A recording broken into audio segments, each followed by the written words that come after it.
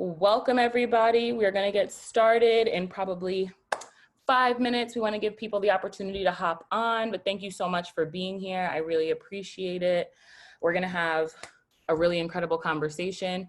We are gonna ask that you do come off of, that you do put your camera on because we do wanna see each other. We wanna be able to engage with each other. I'm already seeing faces that were here last time. I'm so excited about that. But I can't wait to kind of engage in this conversation. I think it's going to be really helpful for a lot of folks.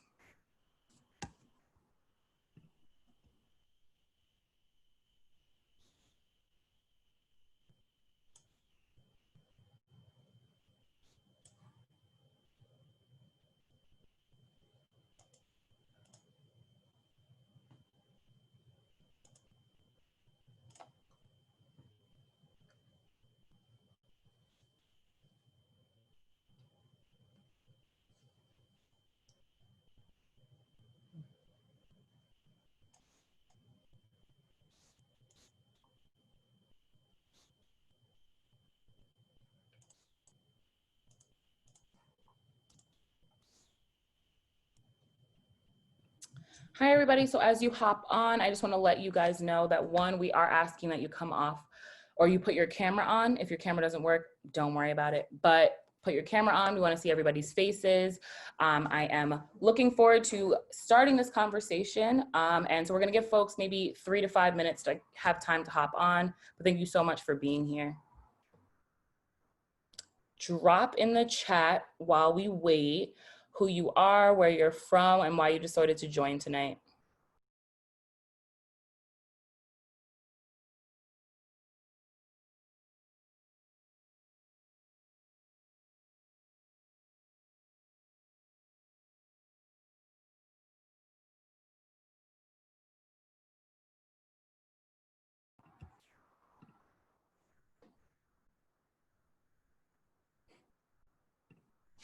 Welcome, everybody.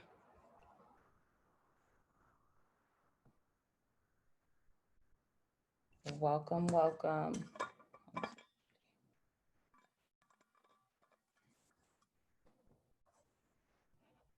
everybody doing today? I hope we're doing well. Anna, San Diego, yes. Hi, Francesca, thanks for being here. Alexa, I see you too. Hi, Stacy. Hi, Raymond, Dondre. I mean, you're co-hosting, so I don't have to say hi to you. I've been talking to you all day. Welcome, everybody. We are gonna ask that if you can to please put your cameras on. We wanna see everybody's faces, but in the chat, please pop in there who you are, where you come from, and why you decided to join us tonight. And I cannot wait for this really awesome conversation. I'm gonna give folks a little bit more time to hop on.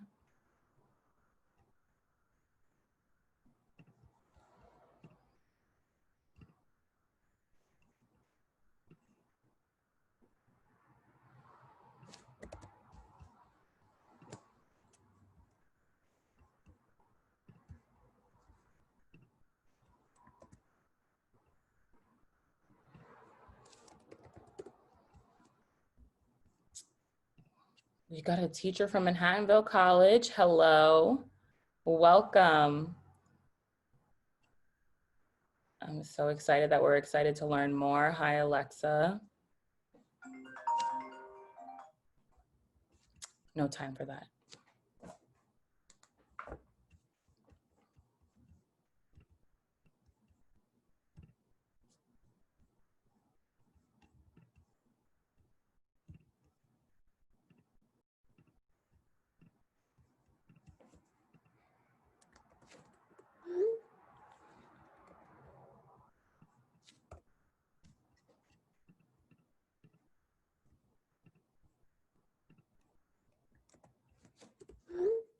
Sending last minute Zoom links to all the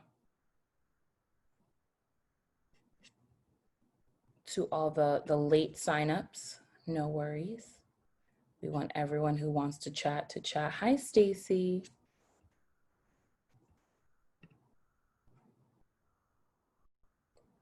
Welcome, everybody.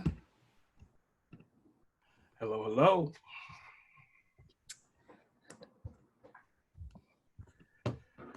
How's everybody doing on this wonderful Friday evening? Can I get some thumbs up or some raise the roof? You know, even don't like when we raise the roof. For those who don't know Black on Black education that well, this is a father-daughter duo. So yes, I do absolutely get embarrassed by his shenanigans. And I absolutely love. So I guess we're gonna give everybody about another minute or so to get started.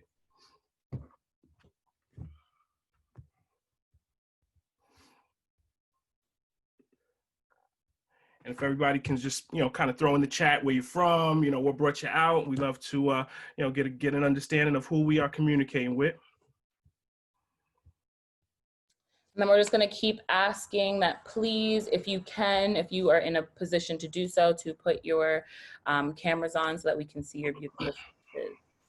Yeah, we love beautiful faces. And it's 5:35, so I guess we get going. So I want to thank everybody for being here this evening. People can do anything with their Fridays, and things are opening up a little bit, and folks are starting to step out. But you guys are here with us, and we absolutely, positively appreciate it. There's lots of people in the world that seem to believe that racism just started 4 weeks ago, and that that in the last 4 weeks we solved all of it. I think everybody on this call knows that that's not the case. Knows that we have plenty of work to do, and have come with a willingness to do the work. And so we celebrate and again appreciate you guys for doing that.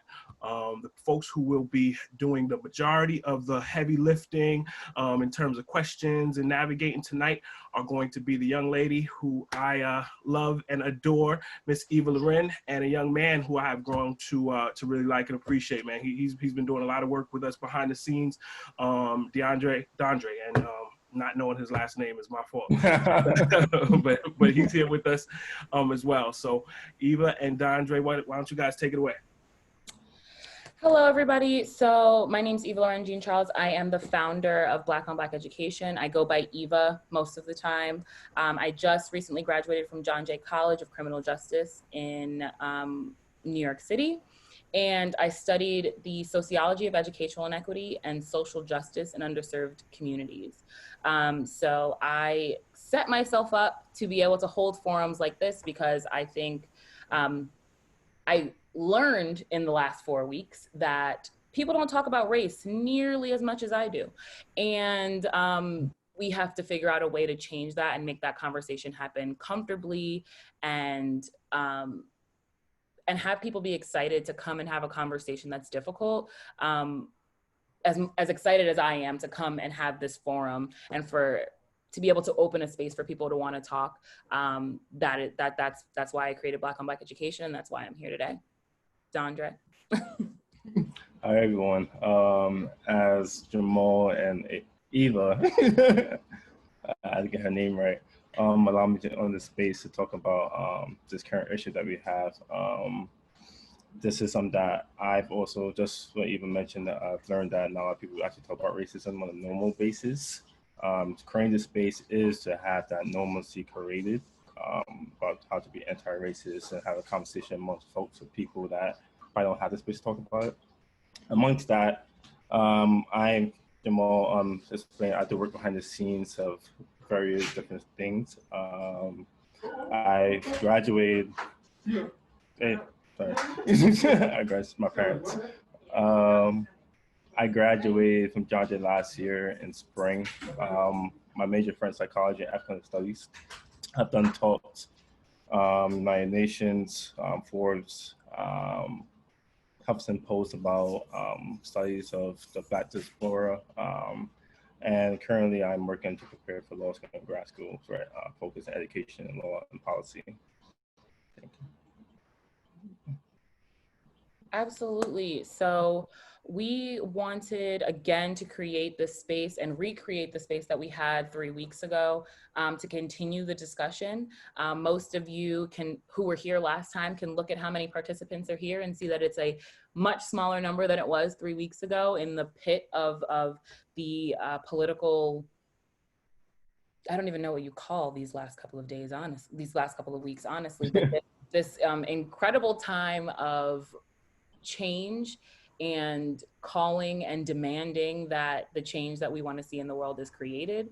And so I want to first thank you for being here, and then explain a little bit about what this space is and what it is that we're trying to accomplish with it.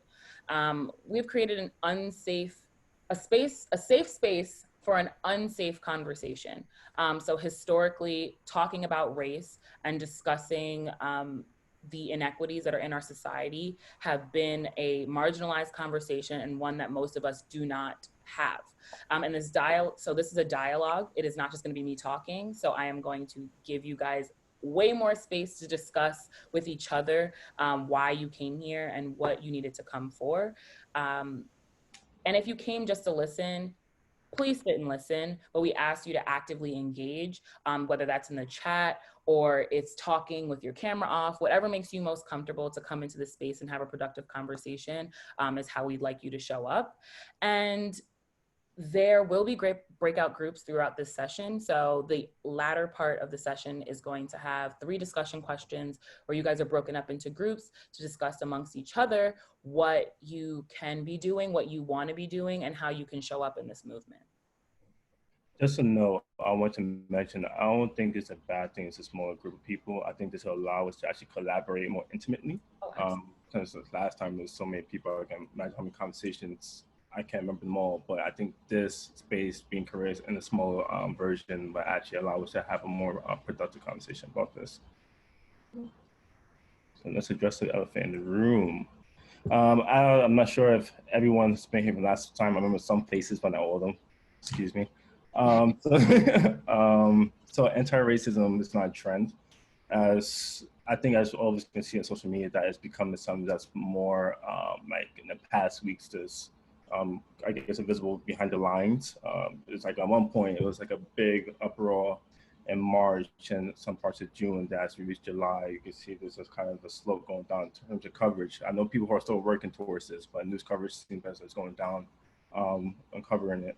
So talking about this is not about saying that, oh, I'm not racist. A lot of people think that they're not racist means as though that's it. Like that's the conversation is finished. Being anti-racist is just a step further from that. You know, you actually work in a systematic, institutional way of dismantling anti-racism. That's why we're having this conversation about things like this, because I put it below here that a system has been working to put Black people at a disadvantage for 400 plus years will not go away in 2 weeks. And this is work that we have to continuously keep doing. We have to keep doing this consistent. And I guess, well, you will see in as we talk about this in conversation, why this work takes longer than usual.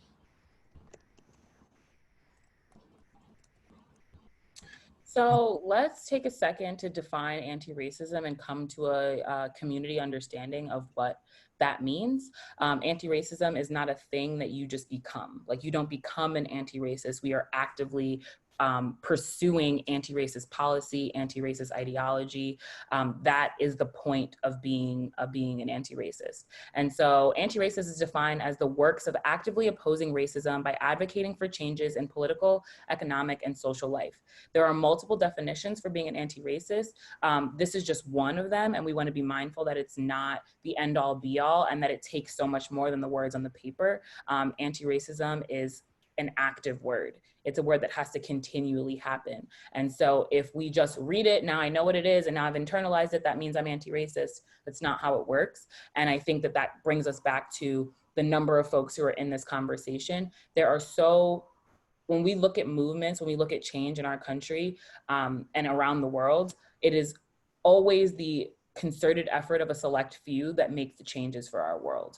Right? And so a select few define what our laws are and how we create systems in our society right now. And so these few people who are in this call right now have the potential to go on and be the ones who create the change. And that is the essence of what anti-racism is. Okay, so now we're talking about activism in the past. How many people is right in the chat ever heard of Greensboro sit-ins? Please put in the chat as I talk about this, so we can see some get some numbers on that. So just some factual. You can do a thumbs up with the in the participants section. Mm-hmm. Like you can put a thumbs up on your screen just so we can see who knows. So some facts behind it. Between the Greensboro Senate was a civil rights protest that began on February 1st, 1960. And this is staged by African American students that sat at a restaurant, lunch counter, that was segregated in Carolina. And they were refused service. So they sat there looking for service by white established restaurants that wouldn't serve them. So they did something from it spread nationwide, and by February 5th, 300 students had joined the protests. Then there was heavy television coverage of so, and then the movement spread to 55 cities and 13 states. The numbers were increased to 70,000 people participating in sit-ins across different states. And then we have the Montgomery bus boycott. It's a civil rights protest during which African Americans refused to ride city buses in Montgomery, Alabama to protest segregated seatings. And Black ministers announced a boycott in church on Sunday, December 4th, 1955. And then the next day, 40,000 Black bus riders, at least 75%, which was the majority of the city bus riders, they boycotted the system. And then we had the apartheid in South Africa.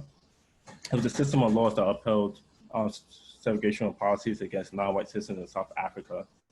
And after the National Party gained power in 1948, its all-white government immediately began enforcing existing policy of racial segregation.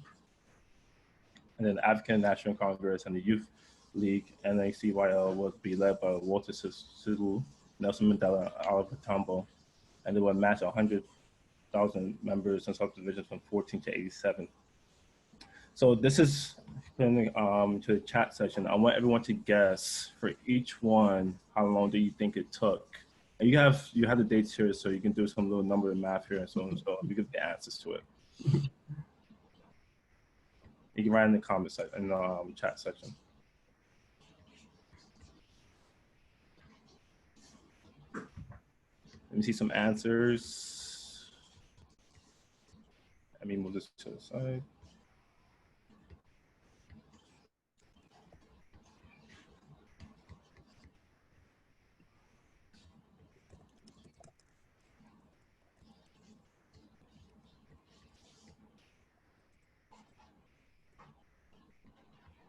Anyone want to give a good guess for the Greensboro sit-ins?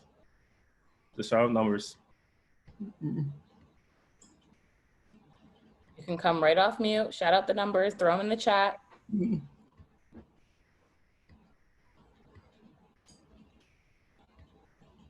Not close. What is it, 6 months?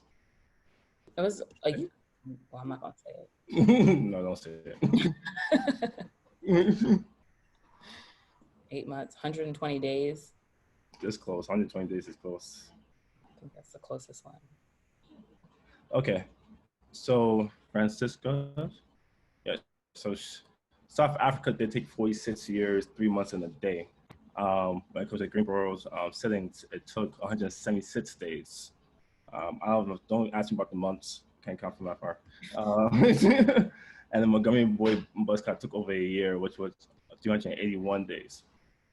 So the reason why I mentioned this is because this is changes that happen that takes time for it to happen. This is why people protest, is they see the effects that happens over across the time.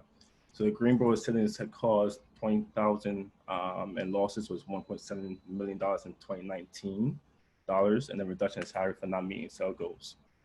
As a success of the sit-ins, this may almost abandon the segregation policies and allow Black customers to order at counters. And then this would motivate and create the student nonviolent coordinating committee and would become one of the leading forces of the civil rights movement.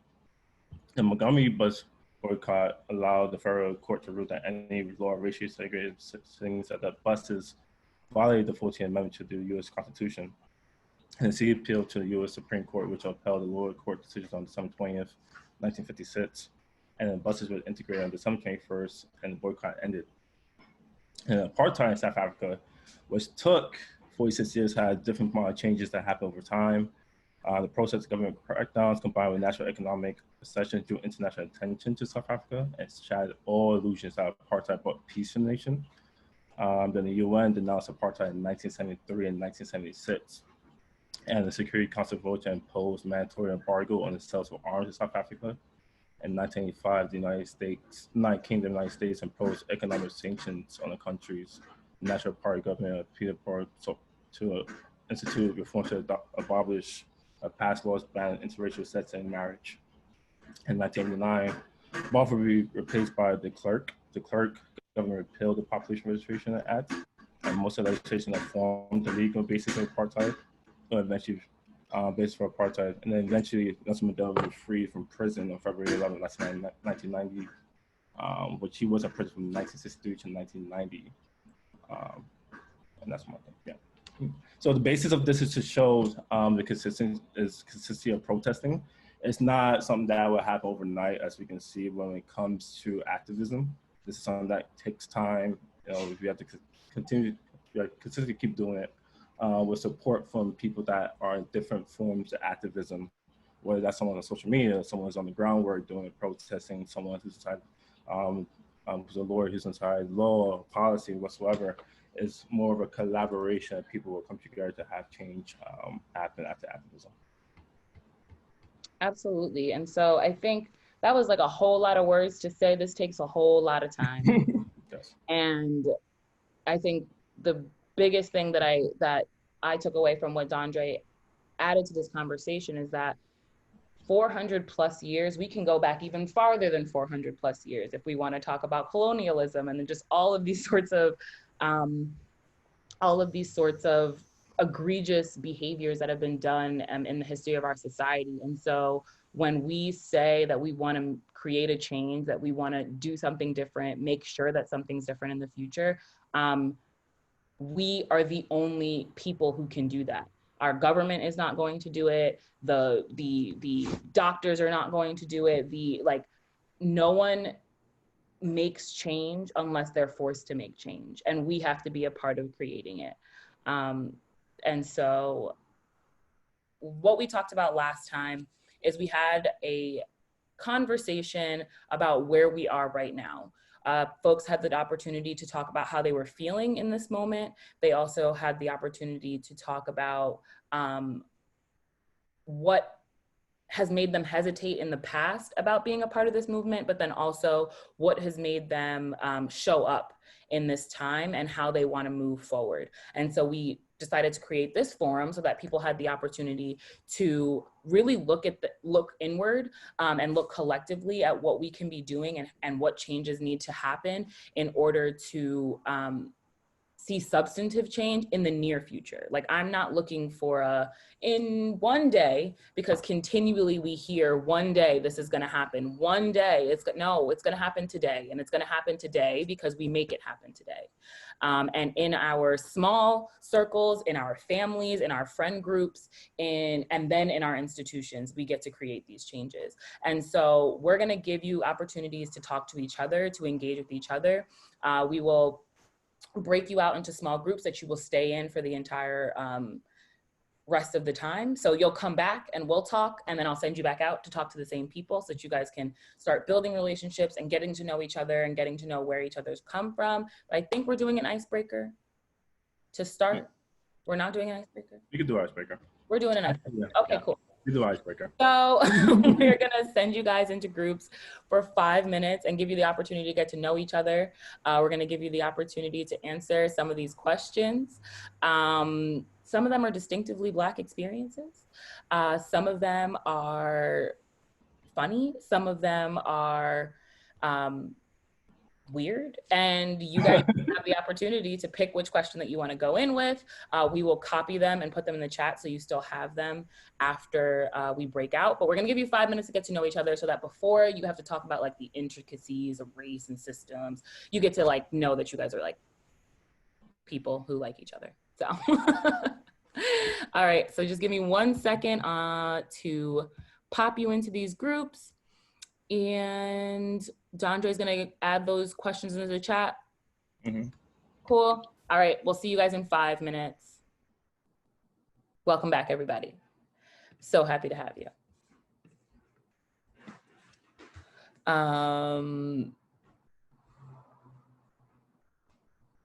Yeah, great.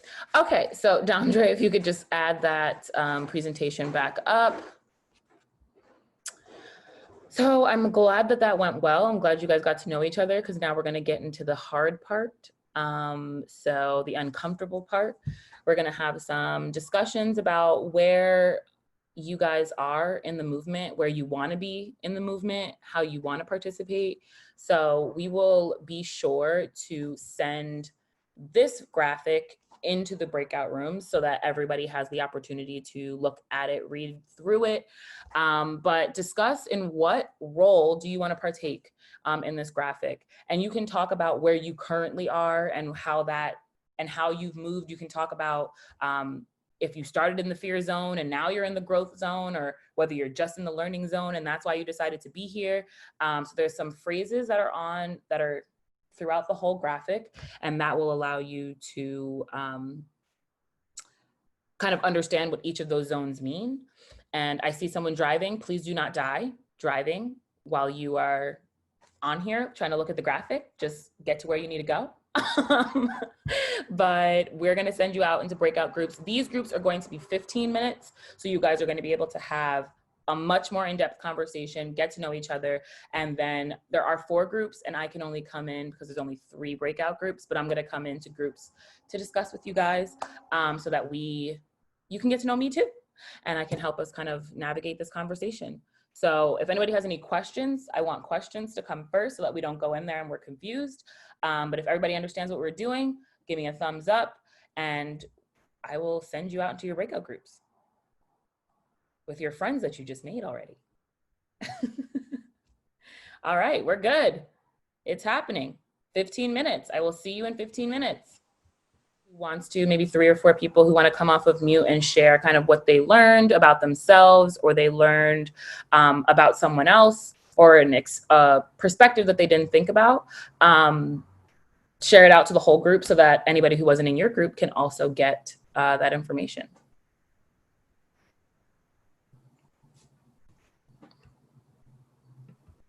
Eva? Yeah, go ahead. Can you hear me? I'm not sure who the nice Joe, I just spoke with Joe in our breakout group. Oh, you can see my words. Great. We're trying to be accessible out here.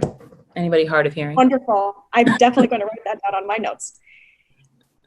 So I was explaining that I can be very opinionated and aggressive, and it's very difficult for me to have conversations with people, not necessarily who don't completely agree with me, but who don't agree with me on certain things that I find to be essential to me.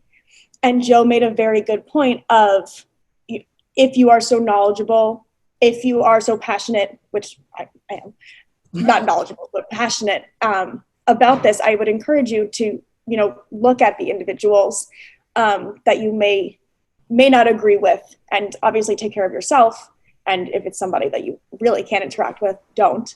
But really say, hey, maybe if I provide some resources, maybe if I can have an open dialogue, maybe if I can share someone's story or amplify a voice, that it actually could make a difference.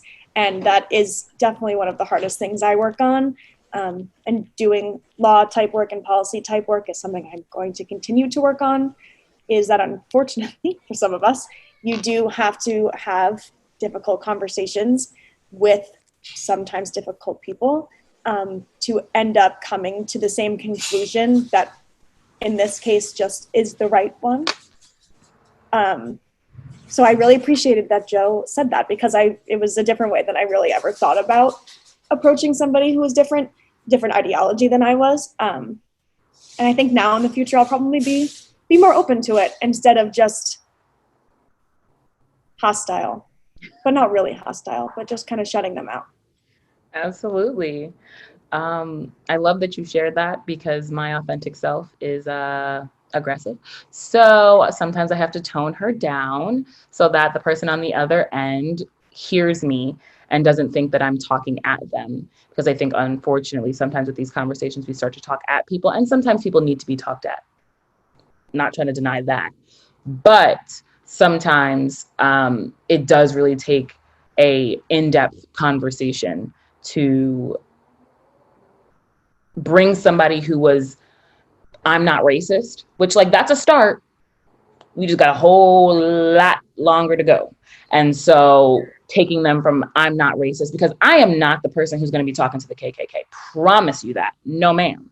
Somebody who is like overtly racist, that's not me. Like, that's not my calling to speak to them. And so that doesn't have to be your calling, Bridget. Like, please do not engage with people who are just overtly racist and don't have a care in the They're world too about far it. gone. No, we're talking about the people who are like, but I never did anything personally to the Black community. So, but I never said I did anything to them. To them, that's the crowd I'm talking about. Absolutely. And so when you run into the I never did anything to them people, there's a way of communicating to them that's going to have them come in and say, oh, wow, well, I really never thought about it like that. I never looked at a timeline of like how much longer slavery existed than when it didn't.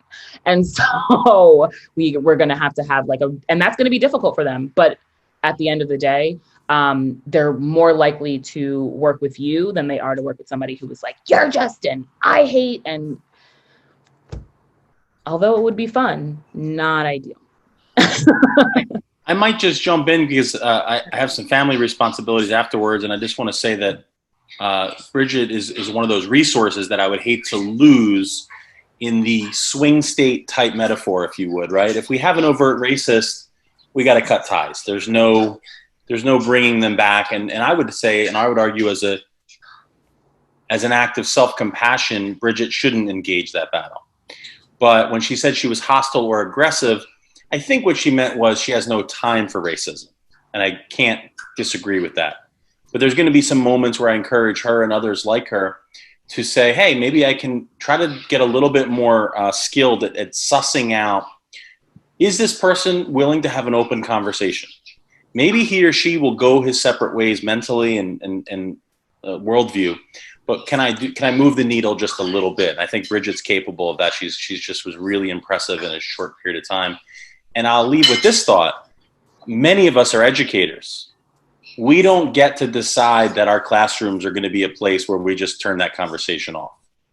So I think as I continue to follow the work of this group, of Eva, of Jamal, of others, I think it's ideal for me to figure out the tools to have an idea of what do we do when those uncomfortable conversations seep up?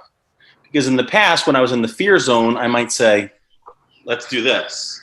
But now as I'm in the learning zone, aspiring to the growth zone, I have to have tools and some knowledge to work forward. Absolutely, absolutely. And if anybody wants to hear more about how Mr. Joe Ferraro is learning and growing, you can check out his podcast at 1% Better. I was on one of the episodes to have this very conversation. So yes, I am plugging myself, but also plugging him.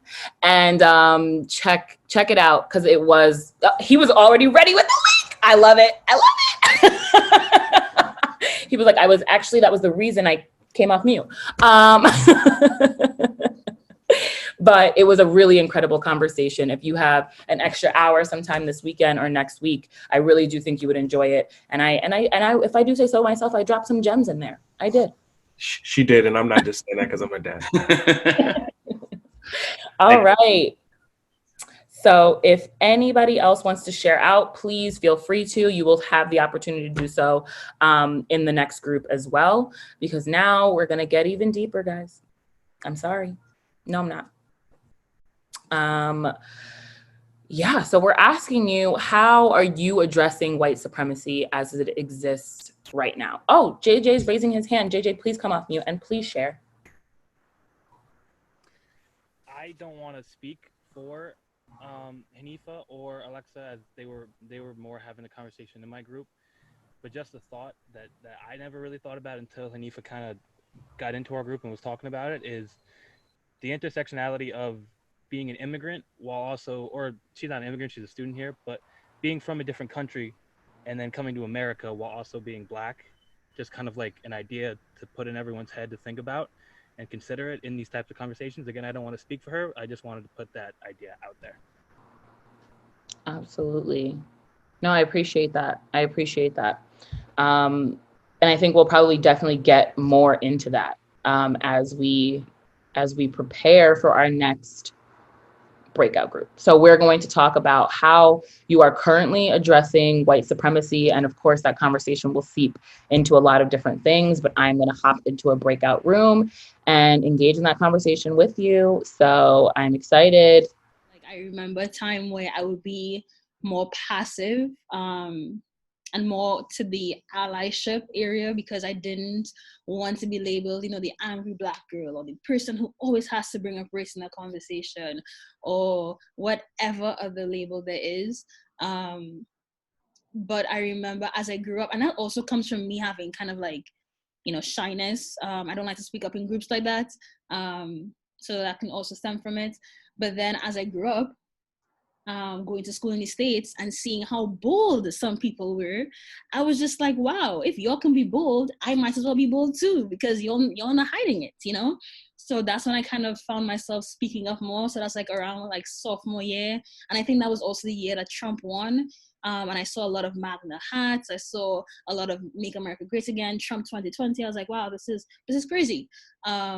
So that's why I found myself speaking up more, and it helped too that I had a safe space with my friends, to kind of have those conversations first, get where my stance was, and then go out and say what I wanted to say.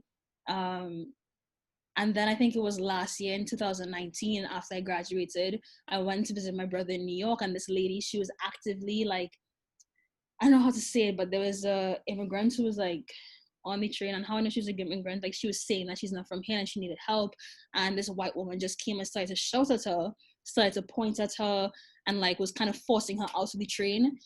And I don't know what happened, but I got so angry. I just got up and I started to talk. So I was like, you can't talk to somebody like that. Like, she's a human being. She's trying to tell you she doesn't understand. Can you just have some patience with her? And then at that point, I was kind of scared for my life because she wasn't backing down. And I was like, okay, sis, I get you, but So it's just like, I always have to be mindful of myself too, because at the end of the day, I can be killed as a Black female in the States, and I'm always cognizant about that reality that I have. So yes, I'm going to speak up, but I know my speaking can only go so far because I can be killed. But I try not to let that stop me, especially if it's someone who doesn't have a voice for themselves, because I know what it's like to feel as though you can't have a voice to speak up when something is hurting you.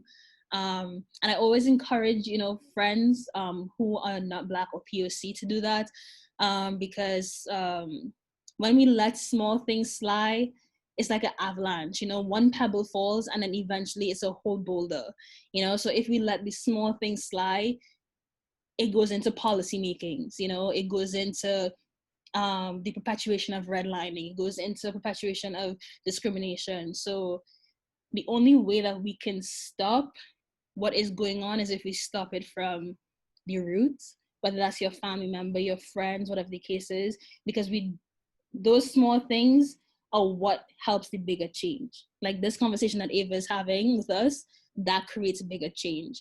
I know it's scary, but yeah, just always be mindful that these small conversations that we have can make a bigger change. So yeah. You can't hear me. Absolutely. So I'm gonna head back. Got 10 seconds left. Enjoy the next 15 minutes. That was like anticlimactic because I didn't do it like right then, but now.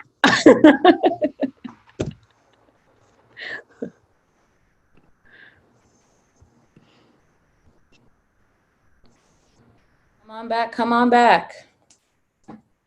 I was in such a good conversation. This was so exciting. All right, I think we're gonna. You interrupted your pops. I'm sorry? You interrupted your pops. I'll speak a little bit just to the what did we get out of of our conversation. Well, actually, if it's okay with Francesca, I got to make sure she's fine. Go for it. Yeah. So me and Francesca's father are going to we're going to go to dinner, you know, at some point, or I'm going to take him for a drink, because she has kind of shared, you know, that he doesn't have the, you know, the perspective that most of the folks, you know, on the line do have. And she was asking me, you know, how can I do that? How does it not make my blood boil? And I think it all comes from a space of curiosity. I mean, I'm just curious how people got to the place that they are. And, you know, Eva and I have a kind of, you know, we bump heads I give people the benefit of the doubt. You know, it's you know, somebody taught somebody how to be the person that they are, how to get to the place that they are. And it's like a puzzle to me, to work with people's minds and communicate with them in a way that allows us to move them from, you know, this stuck place to something that relates to open-minded. So I'm not suggesting that I'm going to go have a drink with your father and he's going to be like, Black Lives Matter. Like, I don't think that that's going to be the reality. I do believe that if I had that conversation, that he would at the very least have some respect for what you're doing. He would at the very least take a look and say, you know what, I get why my daughter feels the way that she feels. And if that's, you know, the only, you know, incremental change that can occur, I think it's good change.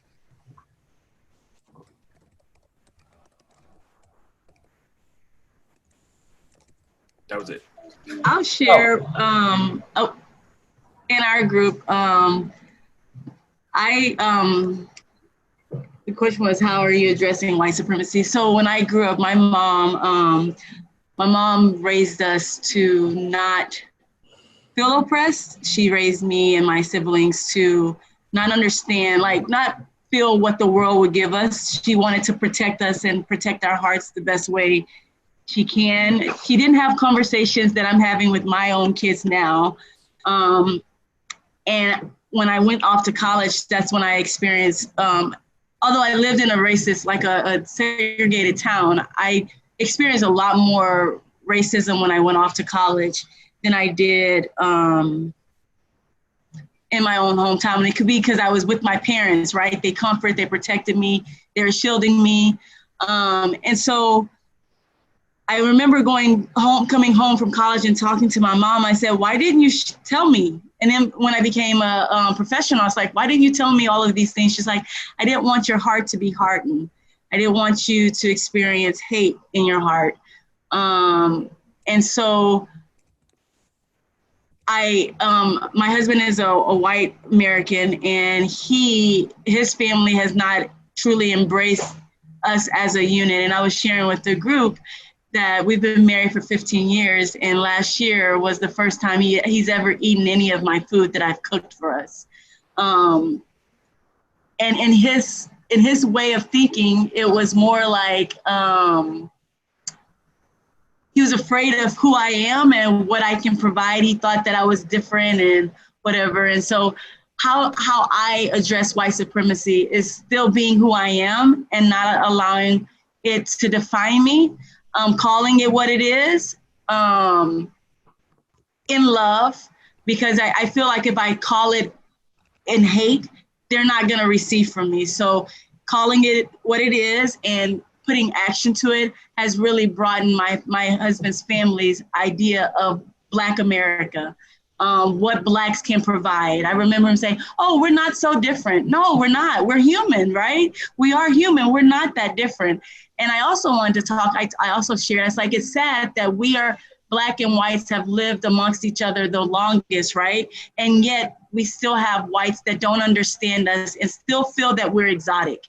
That's an issue. And I believe it starts with our educational system, which is the head hunter of white supremacy. So if we can dismantle that system and how we teach our kids, and I'm an educator, how we teach our kids, what we teach our kids, how we teach our Black kids. If we can create a ESL system, ESL mandate and operation for our English language learners, then we should have been years ago trying to figure out how to reach our African American, Black American students. So to me, as an educator, white supremacy is everywhere, and it's up to us to dismantle it by, in my opinion, with love and action. I love that.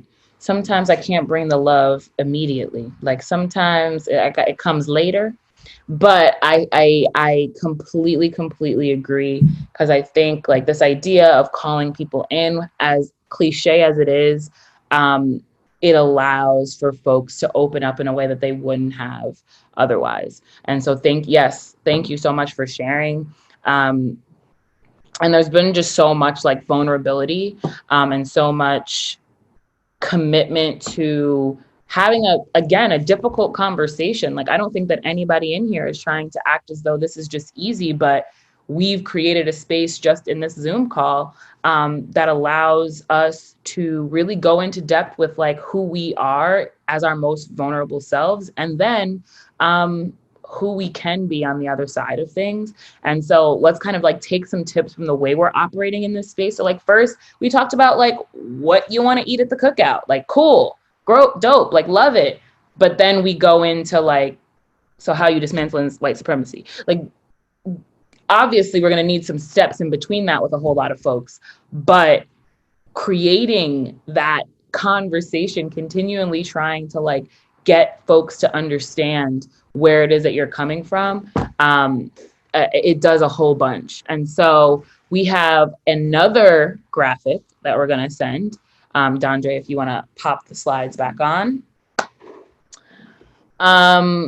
where we're asking you to go in super depth. So there's a whole lot of words and questions and comments in there. Let's go into breakout groups for another 15 minutes. I'm gonna make it 18 minutes. So you have time to look at it, because there's a lot of words on there and I want you guys to actually be able to talk. So we're gonna have 18 minutes. You guys can read and look at it together.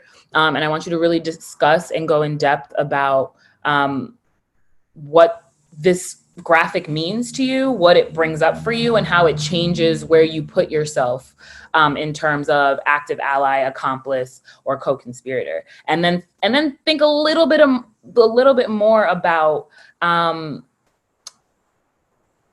how can you get up this pyramid, right? So kind of in a whole discuss all that. So bye.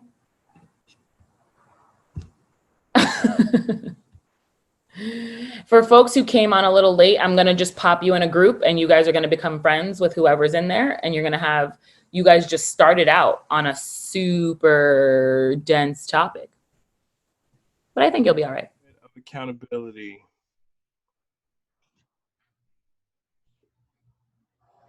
What up, daughter? Hi, pal. So yeah, we're about to get this conversation popping with the pops. Like right now? No, not like right now. No, I'm like, he's in denial though that he's racist.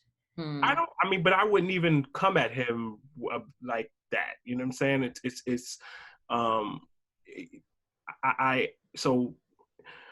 I did a tour around the country for the last couple of years, and a lot of time in Texas and Louisiana and just lots of different places that have a red tinge to them. And most nights I ate at a bar, and somebody to the right of me, to the left of me, they were about to get a real good conversation.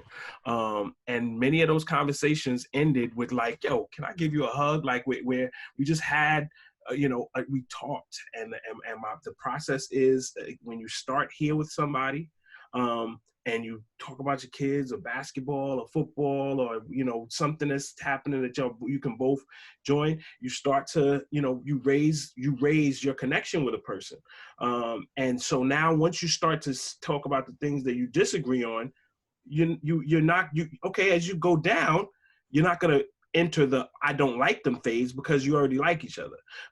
If you just start all of that stuff right in the beginning, you can immediately find yourself in the, I don't like this person and I'm out of here. And so it's I don't think it's a difficult strategy to, to run with, but it allows me to. I get, my blood doesn't boil, but I get like, whoa, can't believe this person just said that. But it's I keep my eye on the prize, and my eye on the prize is just after our conversation, them being a little bit less racist than they were before, and it's just move people a little bit, and that's all you can do. That's all you can do. I think that he's huge Trump fan, and I think a big problem is that he strictly only watches Fox News, and the issue is that like he's a very scary, angry guy, and so everyone in our house, I have 2 younger brothers and then my mom and me, and we all just kind of listened to what he said because he said it with authority. And then my mom, I didn't realize, but like completely kind of, I mean, she was raised liberal, but then just kind of got sucked into his kind of rhetoric. And then so did I. And then when I left for California, on Christmas Eve this past year, we had a massive fight about immigration, and it just ended so poorly. And I ended up flying back to California. But yeah, it's just, he's a very difficult person to speak to. And if I try and talk to him about it, it becomes, I'm first gen, and they both are kind of anti-education, which is ironic, I know. But first gen meaning first gen college? Yeah. And so they, like, he'll often revert to like, oh, you think you're so much smarter than me, when I am like, oh, but Black Lives Matter, So he's also very patriotic, and I think that I think that conservatives use that as a white supremacist foundation. And so he was a first responder during 9/11, and he's very like pro cops, and got my brother a shirt saying like Blue Lives Matter. So it's like, I don't even know. Again, maybe I feel like there's a way, and I if you're willing to explore it, I'm willing to explore it. I am I'm not threatening. You know what I mean? Like, it's because somebody says Blue Lives Matter, that's not going to make me be like, oh, like that does. That's what I did. But it's you know what? I get it. I used to practice, that might actually have a lot to do with it. I used to practice a martial art called Wing Chun. And a lot of it is about deflection and, using other people's energy against you. And I think some of the philosophy behind that, has stuck with me. I'm not fighting, that it's because somebody watches Fox, I'm not going to throw MSNBC at them. You know what I mean? That's because that's all that you get. And that does not, advance anything. You know what I mean? It's so, and I truly am. I want to understand how people come to, to how they come to where they think, and then how they stay there. It's truly, I'm intrigued by that part of human sociology. So He said, oh, sorry, go ahead. No, I am not him. I would not talk to your father, because I would lose it, like 100%. I think I'd be pretty okay for like the first 10, 15 minutes. And then it would just be like, but you're not listening. So but again, like if I'm speaking from a truthful place, like my dad is a unicorn. I don't understand him as a human. I just don't get him. Because he, again, is able to do that, which I can't. Like, I am emotional. It is so tied to, like, my identity that I'm just like, no, you're attacking me. I feel like currently you're attacking me. And so I get that. I use this quote all the time for my folks who are patriotic and who kind of use that flag to decide what it means to be, I don't even know how to explain it. Like what it means to be I'm gonna bring someone, like, had to pop off, but she came back, and so she's gonna come in this group. So hopefully she just makes her way in here. Anna? And yeah. Yeah, she was here before. Oh, was she? Oh, yeah, great. She had to go off. No problem. But I use this quote all the time. It's by James Baldwin, and he says, "I love America more than any other country in this world, and exactly for this reason, I insist on the right to criticize her perpetually." I I don't want to live anywhere else. I don't want to be anywhere else. I love the country that I was born into. I just don't love the things that the country does. Hey, welcome back. I just don't like the things that the country does. I don't like the things that the country upholds. I don't like the things that the country believe is okay, or the way that we believe that it's okay to treat human beings. Like, I will proclaim it till the end of time. Like, and it's been something that I've had to work on for a long time of like, well, what does abolition mean? Does being an abolitionist make me the most radical ever? Well, maybe, but I'm okay with that.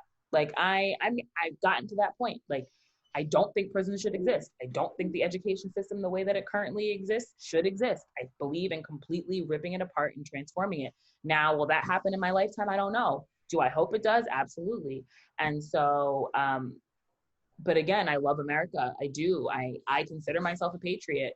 And I think if in framing the conversation about patriotism, patriotism is love for thy country, right?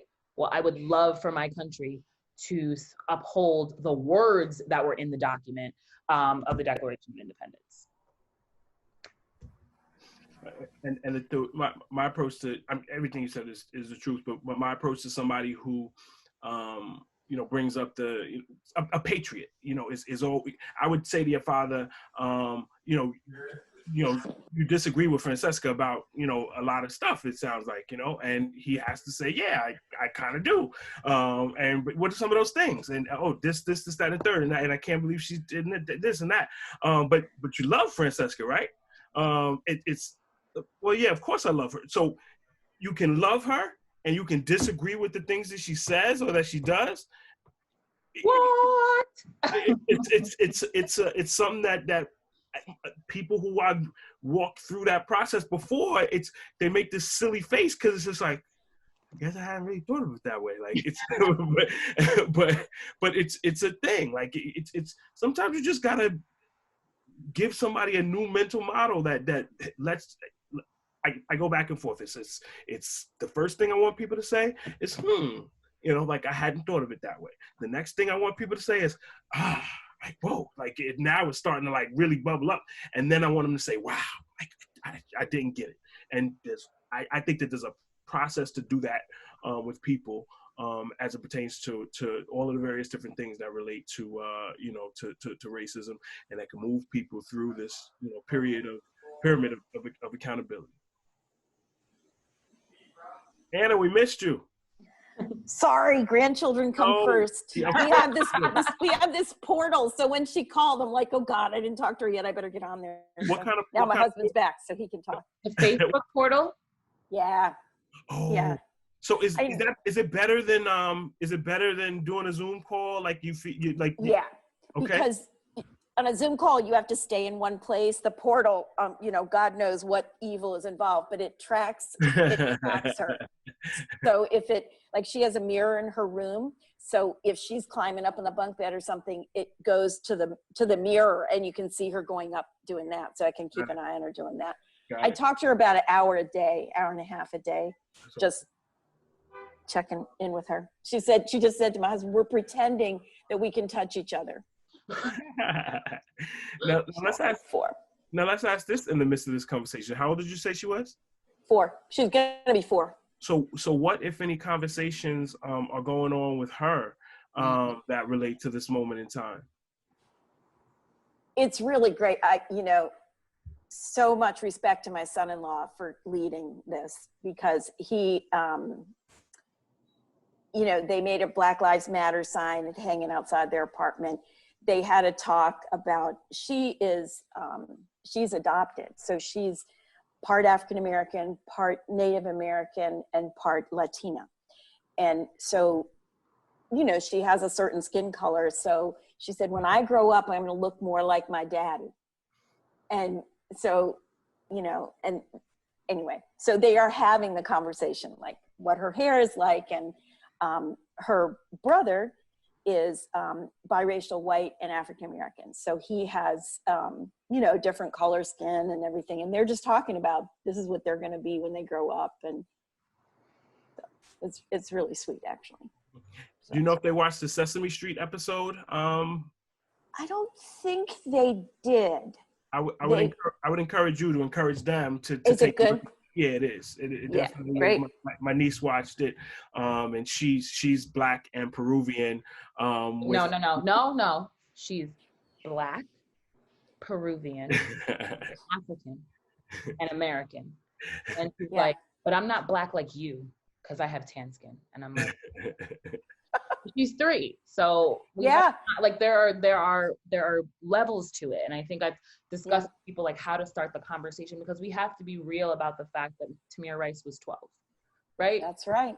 Tamir Rice was 12. That's right. His mom had to have a conversation with him that was extraordinarily uncomfortable, really early on in his life. And Emmett Till was young, and like this tradition of violence against Black bodies. And so we have to keep pushing for white parents to understand that it cannot be the burden only of Black parents to have these difficult conversations with their children. And that podcast that we were talking about a little earlier, he talked about wanting to maintain the innocence in his children, and they're 7 and 10. And I'm like, well, you late. They got some to do. Like, you can't maintain an innocence, because then they go into school and somebody calls a Black kid a monkey, and then they're like, well, why'd they do that?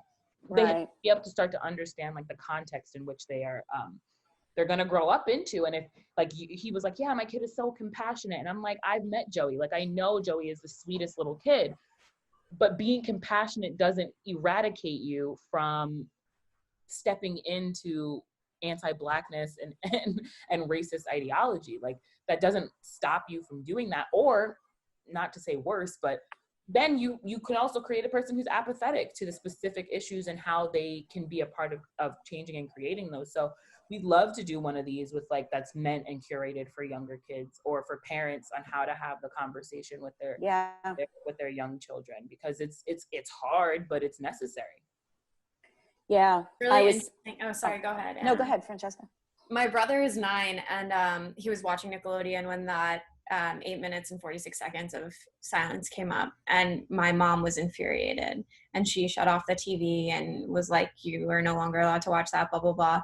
And I didn't get a chance to talk to her about it, but she's very much the kind of person that would be like, he's only 9, he shouldn't have to. And so I think that that's a very obvious. And so then my brother was talking to me, and he was like, I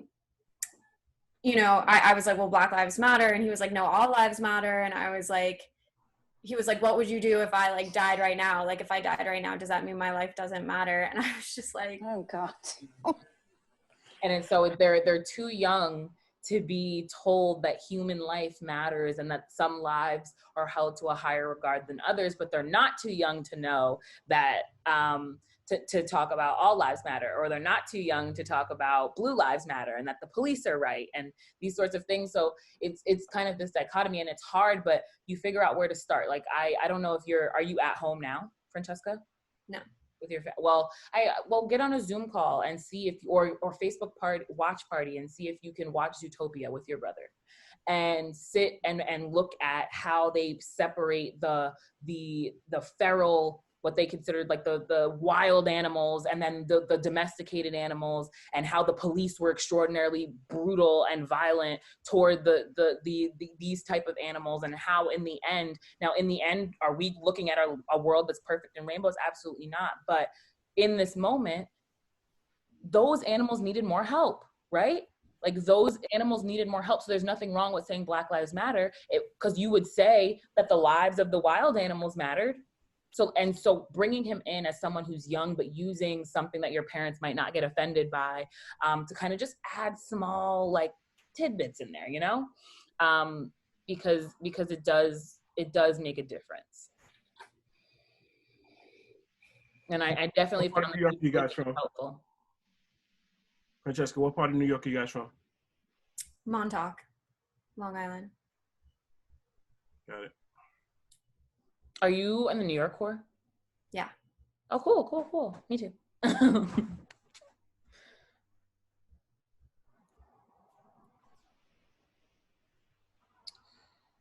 We have 2 minutes and 15 seconds left. What podcast were you talking about? I'm sorry, I missed that part. Oh, no worries. So one of the people who was on here was my old high school teacher. And he has a podcast called 1% Better. And so about maybe a week and a half ago or something like that, we recorded a podcast about 1% Better at understanding the conversation around race. And Okay, so I'll Google it. Yep. I sent you the link. It's Oh, just super. Thank now. you. So you can just click Perfect. on that and use it. And then you can also check out our podcast, Black and White Great. Education. It's on Spotify and Apple Good. Music and Good. Google Podcasts. What is like who we talked in the other before this, not the before, what it was, the pyramid of accountability. What was before this? Even the first fear zone, Yeah. growth zone, learn zone. Yeah. So are you talking to friends, like outside of family? Like, are there friends that you're having that are having these conversations, or people kind of just in your hey, checking in on somebody? Like, is this coming up? Are you talking to me? Oh no, it was for Anna. Yeah. I have a group of women that I Zoom with on Fridays. We used to meet for coffee. Now I can't do it anymore. So today we had a really interesting discussion, like the last half hour. We were on for like 2 hours, and they were saying all the ways that white privilege counts, like, where it was built into your deed that you couldn't sell your house to folks of color, to Black people, where it was the GI Bill, where Black people couldn't take advantage of that, where it was, just all the stuff. And my friend was like, I just heard about redlining last week. And I was like, oh yeah, but people, old white people, like my friends, of course, they're of a sort, but they're finding out stuff in a way that I don't think we've had that discussion. I know we haven't had that discussion in our coffee group before. Right. So it is moving people in a way that I think cannot be anything but good. Right. Well, as I said to Francesca in talking to her father, if you'd like to invite us to a coffee chat, we would love to show up. That's nice to know. This is a moment of our time, and like this moment is this is going to determine how those grandkids of yours grow up. This is going to determine the world that they grow up in, and I'm excited, man. I truly feel like this is different. I truly believe that certainly not everybody, but a lot of people are ready to wrestle with how we got here and how we get where we're going. And it took 400 years to get us to this point. Yes, so breakout rooms closed. We were not finished with our conversation. I don't know if anybody else was in that same boat. But I want real quick, Eva, that's a nice shirt you have on there. Where'd you get it? Oh my goodness. I got this shirt as the founder of Black on Black Education. Shirts will be available. We told a group of people on Monday, like this Monday. That didn't happen because, we out here trying to end racism. But one of these weeks, for sure. Next week, I promise. Next week, I promise. 100%. And I promise you, every time I wear this shirt, people stare at it and they're like, whoa, what is that? What is that? So now you wear it and then you could be like, yeah, what are you doing to fight white supremacy? Perfect way in. I'm giving you that for $25 plus shipping. So I want to have an opportunity to kind of talk about what folks got into in those breakout groups and what you guys discussed, because that was our last one, which is insane. And we have 15 minutes left of this conversation. So I want to give the bulk of that to you guys to talk so that I can shut up. And then we'll kind of round out, and I will thank you for being here, and we will talk about steps forward. So if anybody has anything they want to share, just come right off mute and do it. Take an action. Just like how we're going to actionably stop white supremacy.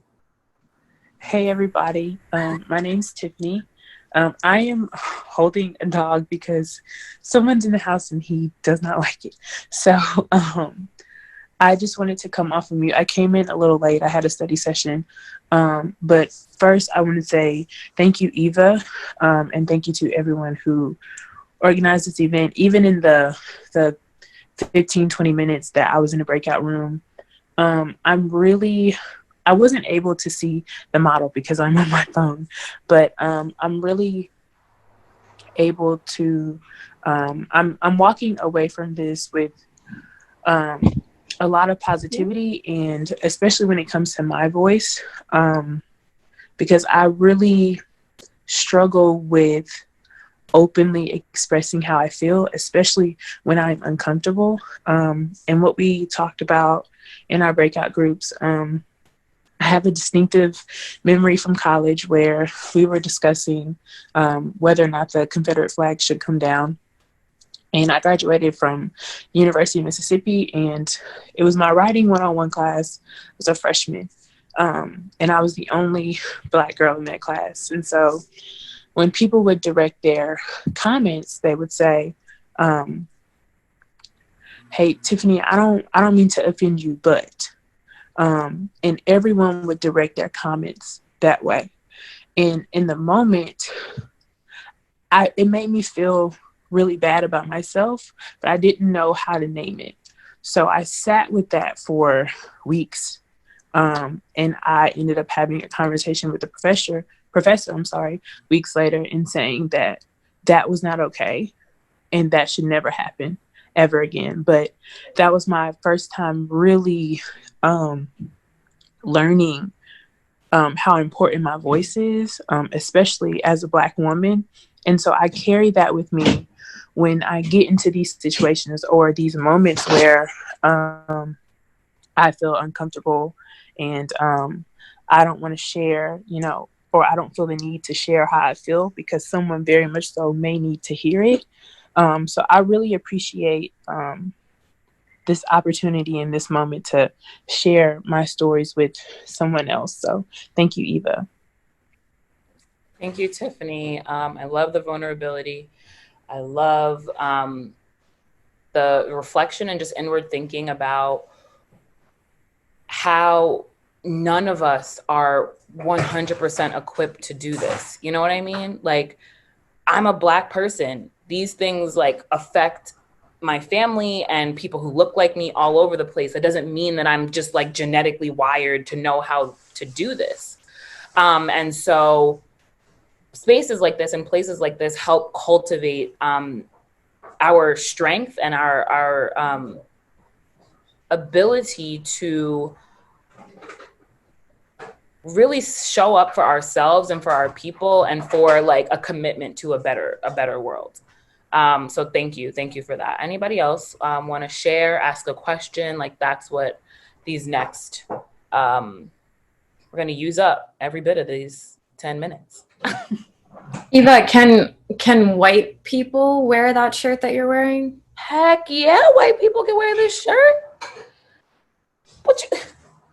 Yes. We need white people to wear this shirt because we know that we're or the one I'm wearing. because we know that unfortunately we live in a very segregated society. So I'm going to be around a bunch of Black people or people of color because I find comfort in them. And then you might be in a lot of spaces that are with a bunch of white folks. And so you can spark a conversation by wearing this shirt somewhere. And I will, and when we post it on the website, I'll put different ways you could wear it. We can make it professional. You could wear it to work, throw a blazer over her. Are we kidding? We're going to go. Black on Black education is taking over the world. But yes, 100% white people can wear this shirt. White people can wear Black Lives Matter shirts. Like you can stand in solidarity with people. And in that moment of being a co-conspirator, like us actively trying to get there and be there all the time, having uncomfortable conversations in our everyday lives allows us to do that. And so when you're on the bus and somebody's like, what the heck is that? Well, let me tell you. But thank you so much for that question. Anything else before we round this out? There is one thing I wanted to say. Yes. And it definitely goes back to exactly what you said just now. And this is idea of allyship. I was kind of saying this in the group that I was in, but kind of to reiterate, you're talking about taking breaks. And what I would like to say in terms of that is a lot of your friends who are belonging to the Black community or POC, we kind of take a break from having conversations around race. When we go to sleep, we are Black. When we wake up, we are Black. When we go to sleep, we're being discriminated against. When we wake up, we're being discriminated against. So that term taking a break does not apply or is not applicable to our life. So for me, what allyship means, or what I look for allyship in my friends, is knowing that when I am tired or when I cannot fight anymore, that you take that ballot for me, like you take that conversation. If you see that there's somebody who is actively, a mutual friend, a mutual friend, or just somebody in general who's actively coming for me, this is your time to shine as someone who claims to be an ally or a co-conspirator or accomplice. Understanding that you have a privilege to tap out, you have a privilege to not have these conversations, you have a privilege to not live this experience, but also using that as a way to come when we are tired. Because this movement that is going on, I fear that it is going to die out because it's falling on the backs of so much Blacks within the States or around the globe. And the only way that we can actually see change is when y'all step in for us. When y'all take the conversation further, when y'all actively vote, when y'all do certain things that we can no longer do because we're tired. And also acknowledging your privilege to step out. Because I've seen a lot of people who I've encountered have these conversations with where they have not even acknowledged that is a privilege of their own, that they can just delete social media and be like, I don't want to see this because it's so hard on me. Well, think about us. This is post-traumatic slave syndrome every single day that we are facing. We are being re-traumatized every single day. Every single day I see a new Black body being murdered. I don't even want to call it depressed. I don't even call it's me being depressed, but I'm put in a place where I'm constantly sad because I'm seeing someone who looks just like me being dehumanized and killed every single day just because we're Black. So y'all being able to delete your social media or not engage in these conversations, that's a privilege that we will never understand. So understanding that privilege that you have and using that to carry the conversations when we are tired. My friend said it so perfectly. He said it's called warrior fatigue, I think he said. That's what a lot of Blacks are facing right now. We are facing these warrior fatigues because we are fighting this fight that we've been fighting for 400 plus years. So if you want to be an ally, a co-conspirator, accomplice, see when your Black friends or your friends of color are tired and take that torch for them and fight for us. Yeah, that's all I have to say. That's it? Yeah, that's it. Because I'm about to log out because there's no need for me to talk anymore. Like what she said, times 10. Yeah, no, I really, I don't know what I'm supposed to say after that now. For real. Yeah, she definitely summed it up. I mean, the reality is that we as a country, we have an opportunity as America right now. And it's an opportunity that has never existed in the course of humankind. We call ourselves this melting pot, and in a lot of ways we are. We got a lot of people from a lot of different places, and you know what I mean. And we're all here on the same country, but we are then kind of crammed into different neighborhoods and not necessarily having to interact with one another in spaces outside of our homes. I think some of it is changing, and the reality is when we expand the conversation to not just the country, but to the world, globalization is something that's not going to stop. It's going to continue. We're going to interact with more people from Asia. We're going to interact with more people from Africa. We're going to interact with more people from South America, people who speak different languages, people who have various different cultures. If we can figure that out here, if we can figure out a way to interact with one another, in the midst of our different cultures, that's going to allow us to show global leadership, to help interact globally in a way that the future is like, it's going to happen, period, end of discussion. Or we all die. Well, I'm. Those are the two options. That's where we're at. Yes. Either we fix it or we all die. There's certainly a pressure that's built. Physics dictates that when pressure builds, somebody either relieves that pressure or the pressure explodes. And it's my sincere hope that that this moment is not, it's an explosion in a way, but not the one where we all die. Like, I don't want that kind of explosion. One where we start to allow our communication skills to relieve the pressure, and allow us to understand one another better, and move on to create the future that we all want to live in. Absolutely. And so what we ask, as you log off tonight, as you enjoy the rest of your Friday nights, because we so much appreciate you taking the time out of your day to be with us, we ask that you continue to push toward being a co-conspirator, continue to force yourself to stand up when your friends who are fighting so hard get tired, and to fight right along with them, like standing with them, standing up for them, and being there when the load just gets a little too heavy. And that's absolutely 100% going to happen. And then let's just listen to Audre Lorde for a little bit and talk about the fact that self-care and caring for ourselves and caring for others is a radical act, because oppressive systems don't want us to be mentally well. They don't want us to be physically well. They don't want us to enjoy the pleasures that come along with being human beings. And so there's no kids on here. Give them the finger. Give that the finger.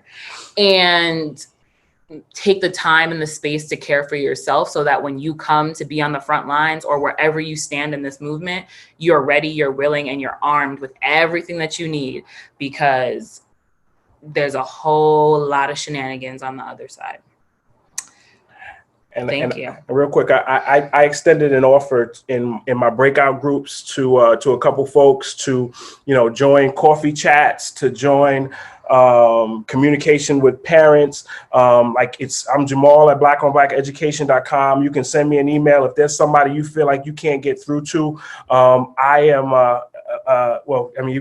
I'm a different individual. Like my blood doesn't boil. I will have a conversation with anybody. I'll talk to a KKK member. Don't send me KKK members, but somebody who just has, that's somebody Jamal at blackonblackeducation.com. Don't send that to Eva at blackonblackeducation.com. But real talk, I'll talk to just about anybody. Like, absolutely. If there are groups or people who you would like us to communicate with to advance this conversation, please don't hesitate to reach out. Absolutely. Absolutely. And so just to close, thank you so much. Share on your social media what this event did for you, how you showed up for this event. If there's anybody whose camera is off, if you can, please turn it on. Take a picture of your screen, post it on your social media, let folks know how you spent your Friday night, and tell them why it was such an incredible experience to spend it with us, and why you're going to come back, and why you're going to buy a shirt, and why you're going to support us. And last thing, seriously, at the end of the summer, especially for educators, we're having, but this is for parents, this is for anybody who wants to learn more, do more in terms of education, because that is obviously our mission. We are having a conference at the end of the summer. It is, what is it called? The Black Education Conference. We're going to be talking about social emotional learning. We're going to be talking about educating Black bodies. We're going to be talking about anti-racism. We're going to be talking about social emotional learning and early childhood education and financial literacy. When? Got you. August 22nd and 23rd. I will send the link right now. And please sign up. It's going to be incredible. And I honestly wish that I could just be an attendee, because the people who are going to be there. There's more coming out on that this week. The people that are going to be there, Erin, she's a co-conspirator. She's a co-conspirator. Thank you guys so much for being here. Again, don't forget, take your pictures. Yeah, please, let everybody know how you spent your Friday night. Make sure you tag us so we can repost you. Smile. Thank you guys so much for being incredible. We love you and see you next time. Good night. Thank you. Thank you. Thanks so much, guys. Thank you.